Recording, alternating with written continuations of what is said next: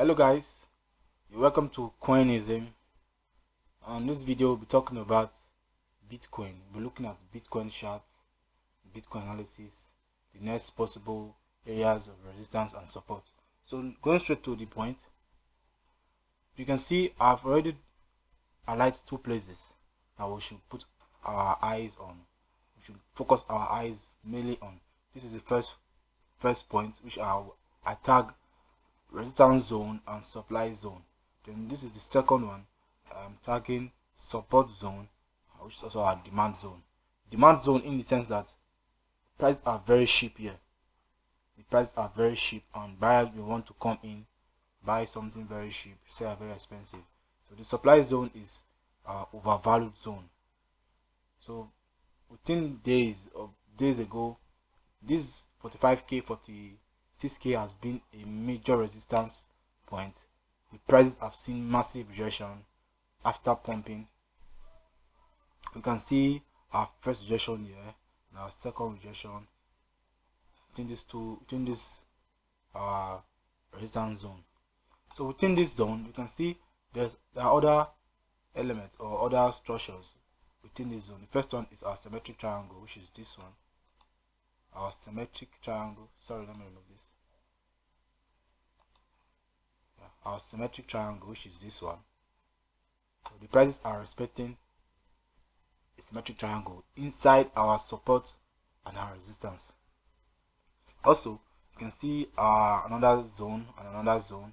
I'm calling these two zones A and B. Let me call it A and B. The reason I'm calling A and B, this point I'm calling A, is it has been a resistance level in the past few days, up to like 10 days. There's been a resistance level, and it has also be on our supply level. So we'll take these areas very carefully. We'll look at them very carefully. We'll take them very serious. Also with this one at the bottom, which is our support zone and also our demand zone. So buyers believe prices are cheaper here, so they want to come in and get cheaper assets here. So let me make this touch. Okay, so everything on the 1 day time frame look very somehow very ambiguous. Let me take it down to a 4-hour time frame, then a 1 hour time frame where we see something very clear. Okay, now on a 4-hour time frame, we can see how the prices move. You can see a trend line here. The price move from this point. You can see how from 1 point to 3, this trend has been very valid. So what are we waiting for? We're waiting for the price to test our trend line, which is the one I just drew here, the one I'm putting my console on. We're waiting for our market prices to touch our trend line, test our trend line, and bounce back up. If it bounce back up, we'll wait for the confirmation, then we'll buy.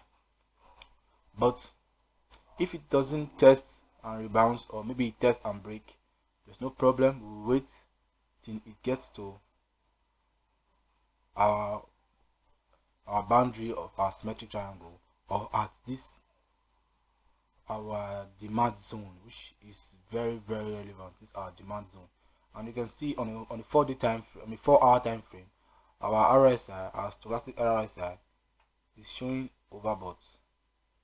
It's showing overbought, and the prices we want to go down. The prices we want to go down. This position, this point I'm putting my cursor, is reflecting what we have here. It's reflecting what we have here. This is our supply zone, which is our overbought zone. So I hope you guys understand that. So taking it to a 1-day time frame, so I will see clearly what this 1, 2, 3, 4 candlesticks look like. So yeah, so you can see those 4 candlesticks, they have created a double top. First top, second top, a double top on a 1 hour time frame. If I take this to a 15 minutes time frame, you see the double top very clearly.